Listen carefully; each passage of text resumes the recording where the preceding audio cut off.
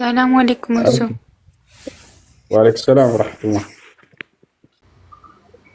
እሺ ዘካተል ፍጥር ማለት ነው እዚህ መዳም ቤት እያለን ማለት ነው። እሺ እንትን በእነሱ ነው የሚወጀበው ወይ በእኛ ነው? ማለቴ እንዳወጡልኝ አሁን አላውቅም። አቅሙ ካላችሁ እናንተ ራሳችሁ ታወጣላችሁ፣ ከሌላችሁ ወይንም ደግሞ አይኛ እናወጣላችሁ ካሉ ችግር የለውም። የሚያሰራቸው ሰው ከስሩ ላሉት ሰዎች ያወጣለሁኝ ካለ ይቻላል።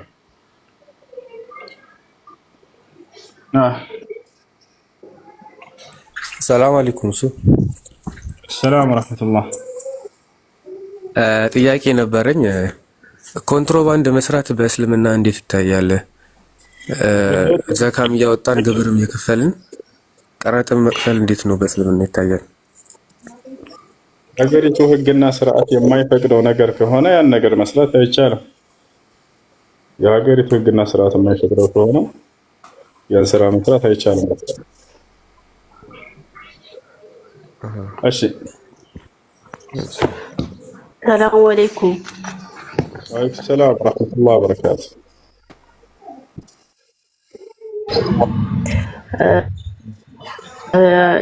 የሆነ ጥያቄ አለና ልታማበኝ ይህ ብር ደግሞ ዘካ አወጣዋለሁ ሐኪም ቤት ኦፕሬሽን ካልተደረገች ብዬ ዘካ አወጣዋለሁ ብዬ ንያ አድርጌ ነበር።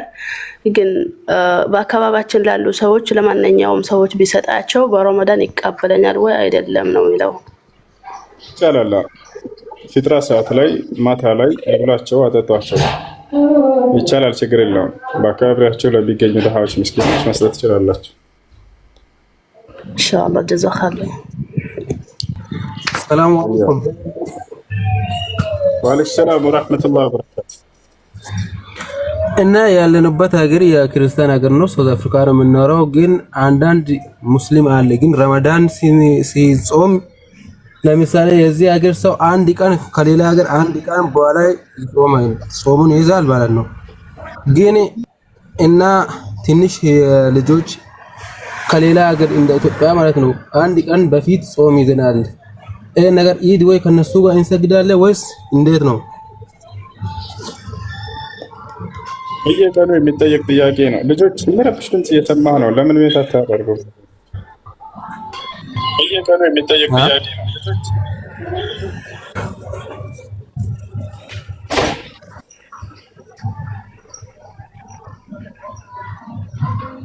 የሚረብሽ ድምጽ አለ። አድሚኖች ሚዩት አድርጉ። አድሚኖች እባካችሁ አንዳንዶች አንድ ሰው ገብቶ የሚረብሽ ቦታ ከሆነ ቶሎ ብላችሁ ሚዩት አድርጉት። የሚረብሽ ድምጽ እንትን አለለም ቦታች አለ ይረብሻል። አንደኛ ሁለተኛ ሌሎቻችሁ ገብታችሁ ከሆነ ጥያቄ ካላችሁ ጠይቁ፣ ከሌላችሁ አትላኩ። ገብታችሁ ቁጭ ማለት ከሆነ ሰላም አለይኩም። እሱ እያወራ ከሆነ ጋር እሺ። ለማንኛውም ይሄ ጥያቄ በተደጋጋሚ የሚጠይቅ ጥያቄ ነው። ብዙ ጊዜ በየቀኑ ይጠየቃል። ጾምን አያያዝን በተመለከተ ማለት ነው። የሀገራችሁ ነቢያችን ሰለላሁ ዐለይሂ ወሰለም ሱሙ ሊሩእየቲሂ ወአፍጢሩ ሊሩእየቲሂ አሉ። ረመዳን መግባቱን የሚያረጋግጥ ጨረቃ ስታዩ ጊዜ ዛኔ ጾሙ። ልክ እንዲሁ ደግሞ የረመዳን ጨረቃ ማለቁን የሚያረጋግጥ ጨረቃ እንደገና ሸዋልን ጨረቃ በምታዩ ጊዜ አፍጥሩ ብሎ ተናገሩ።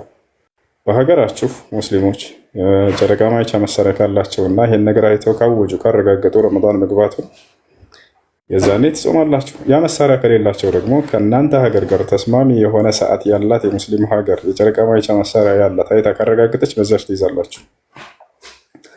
ስለዚህ በዚያ መሰረት ነው የምትጾሙት። ገብታችኋል? የጨረቃ አገልግሎት በኢስላም ይህ ነው፣ ጊዜ መቁጠሪያ ብቻ እንጂ ሌላ አይደለችም። አላህ በቁርአን ላይ ሲናገር የስአሉነከ ዐኒል አሂላ፣ ሙሐመድ ሆይ ሰዎች ስለ ጨረቃ አገልግሎት ይጠይቁሃል። ቁል ሂየ መዋቂት፣ እርሷ የጊዜ መለያ ነች እያለ ይናገራል። ነቢያቶች መጽሐፍ ቅዱስ ላይም አንብባችሁ ከሆነ የጊዜ መለያቸው ጨረቃ ነበረች። በጨረቃ ነበር የሚቆጥሩትና የሚጠቀሙት። ነገር ግን ዛሬ ክርስቲያኖች ይሄን ነገር ልክ እንደ ጨረቃ አምልኮ ብለው ይነግሯቸዋል። ከታች ላለው የዋህ ህዝባቸው መጽሐፋቸውን ገልጠው ስለማያነቡ ዲያቆኖቻቸውም እንዲሁም ተማሪዎቻቸው ይህን ነገር ስለማያውቁ ማለት ነው፣ ስለማያነቡ። ግን መጽሐፍ ቅዱስ ላይ ጨረቃንም የጊዜ መለያ ያደረክልን ይላሉ ነቢያቶች። ላሳያችሁ ክርስቲያኖች፣ ማየት የሚፈልግ ካለ እሺ ይበል፣ አሳያቸዋል። አይ ጥያቄ ያለ ይቀጥል። ሰላም አለይኩም እሱ ቁርአን እኔ የሆነ ከባንክ ጋር የተያዘ ጥያቄ ነበር መጠየቅ የፈለኩት። በእኛ በኢትዮጵያ ውስጥ አብዛኛው ጊዜ ኮንቬንሽናል እና ኤፍቢ ወይ ደግሞ ወለድና ያለ ወለድ ብሎ አንድ ሴክተር ቅርንጫፍ ይኖሩታል።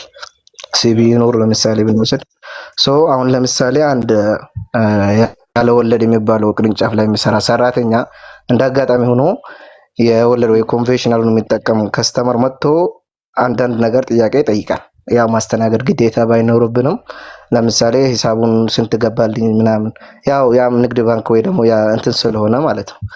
ያንን ሰውዬ መርዳት እና ደግሞ ያን ቦታ ላይ መስራት እንዴት ይታያል በሸሪዓው ማለት ነው? እሺ በወለድ የአገልግሎት የሚሰጥ ባንክ ቤት ውስጥ ተቀጥሮ ያንን አንደኛ መስራት አይቻልም። እንዲሁም ደግሞ የወለድ አገልግሎት የሚጠቀምን ሰው ምንም አይነት እርዳታ ማድረግ አይቻልም። ለእርሱ አንድ ማድረግ የሚቻለው ነገር እርሱን መርዳት፣ ከዚህ ከወለድ ስራ እንዲወጣ ማስተማር ነው። ከዚህ ከወለድ ስራ እንዲወጣ ዳዕዋ ማድረግና መምከር ብቻ ነው እንጂ በዚያ በስራው ላይ ምንም አይነት እገዛ ማድረግ አይቻልም። ይሄ ይለፈኝ ብላ ማሳለፍ ነው ያለበት እርሱ። ያ አላህ ሱብሓነሁ ወተዓላ ወለድን ከልክሏል። በዚያ ነገር ላይ ትብብር ማድረግንም ከልክሏል። ያ አዩሃ አለዚነ አመኑ ላ ተእኩሉ ሪባ ይላል። እናንተ ያመናችሁ ሰዎች ሆይ ወለድን አትብሉ ብሎ ከልክሏል።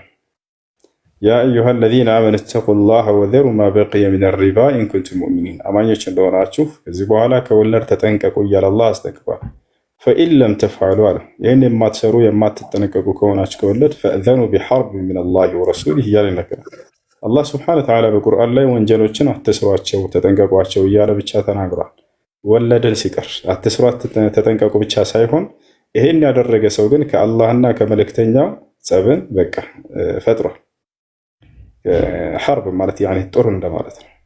አላህና ከመልእክተኛው ጋር ኃይለኛ ጦር ውስጥ እንደገባ ይወቅ ይሄ ሰው እያለ ተናግሯል። እሺ ጥያቄ አለ ይቀጥል። እሺ ከላይ ናቲ እንዴት ነህ ናቲ? ደህና ነህ? ሰላም ነው አለን። አማን ነው ደህና አለን። ኮሜንት ላይ ሌባ እያልክ እየጻፍክ ነበር። ኢየሱስ ክርስቶስ እንደ ሌባ እመጣለሁኝ ይላል መጽሐፍ ቅዱስ ላይ፣ ራሱን በሌባ ገልጿል። ምን ትላለህ? አምላክህ ማለት ነው። ላሳይህ ማስረጃ ላሳይህ። መጽሐፍ ላይ እንደ ሌባ ሆኜ እመጣለሁ አለ ኢየሱስ ክርስቶስ።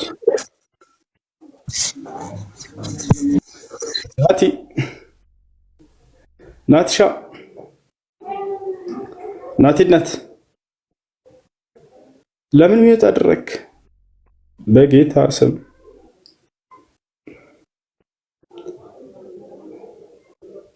እሺ ጥያቄ አለ ቀጥል። በቃ አድሚኖች ካላችሁ በተራ አስገባችሁ። አትሳደብ እሺ፣ ጥሩ አይደለም። አትሳደብ፣ ጥሩ አይደለም። እኔን አትጎዳኝም ሰድባኝ። እውነት እውነት እላለሁ፣ ይቅር ብያለሁ። የፈለገ ክርስቲያን ቢሳደብ እኔን ተሳድበው ከሆነ ይቅር ብያለሁ። አላህና መልእክተኛ ግን አትሳደብ። ነቢያትና አምላክ ሃይማኖት አይሰደብም። የሆነ እውነት ካለህ መግለጽ የምትፈልገው በነፃነት መግለጽ ገብተህ ሐሰት ነው ያላችሁበት መንገድ የምትል ከሆነ በነፃነት ገብተህ ይሄ ስህተት መስሎ ታይቶኛል ብለህ መናገር ሙሉ ነፃነት አለህ እዚህ።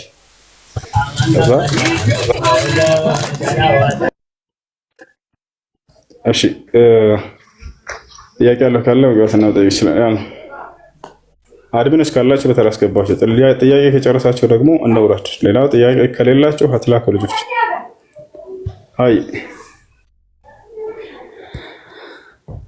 እሺ፣ ሰላም አለይኩም ወሰላም። ዞላ የሁሱ ድራማ በእፎይ ተጋለጠ እያለ ነው። እፎይ ብዙ ጊዜ ነግሬህ ነበር። እኔን ተደብቆ እየተከታተለ ቪዲዮ እየቆረጠ ሂዶ እዛ ዛሬ ሁሴን እንዲህ አለ ይላል ብዬ አልነገርኩህም? ይሄን ትንቢቱ ተፈጽሞ አየህ አይደለም? ይሄ ትንቢቱ ተፈጽሞ አያች። ዞላ በራስህ አረጋገጥክ አይደለም? አሁን ለታ አንዲት ልጅ ገብታ ዘለቀ ነው ሰሚራ የምትባል ተደብቆ ይቀርጻል። ወላሂ ላዚ ተደብቆ ይቀርጽና ዛሬ ሁሴን እንዲህ ብሎ እያለ መልስ ይሰጣል። ገብተህ ለምን አታናግረውም በሉት። የዛኔ ከሚቀርጽ ማለት ነው ከምትቀርጽ እስኪ ገብተህ አናግረው አንድ ቀንና እንዳው ወንድነትህን አሳየን፣ ሙስሊሞች ቤት ግባና ድፈር አንድ ቀን በሉት።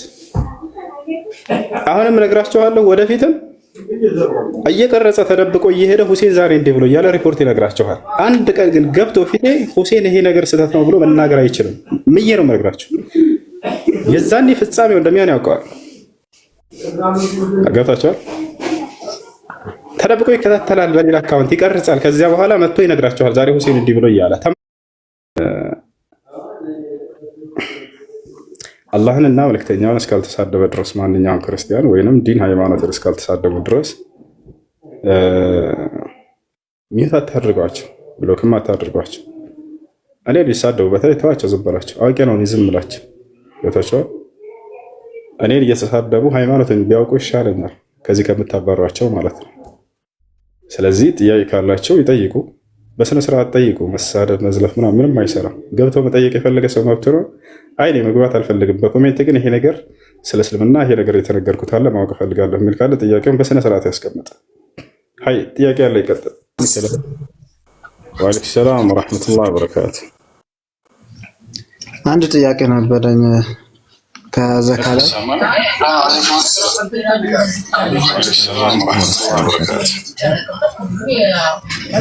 ዘካ ማውጣት እንዴት ነው?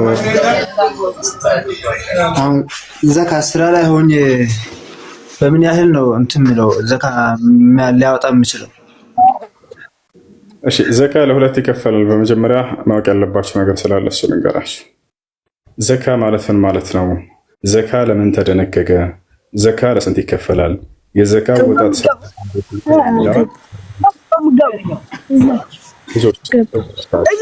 ቦታ በቃችሁ ግቡ። የሚረብሽ ቦታ ከሆናችሁ አትላኩ። እሺ ዘካ ማለት ቀጥታ ትርጉሙ መንጻት ማለት ነው። ዘካ የተደነገገበት ዓላማ ሰጪው ከኃጢአቱ ይነጻ ዘንድ፣ የሚሰጠው አካል ይበላ ይጠጣ ይጠቀም ዘንድ ነው። ካለበት ረሃብ ይፈወስ ዘንድ ነው። ዘካ በእስልምና ሃይማኖት ላይ ሶስተኛውን ደረጃና ቦታ ይይዛል።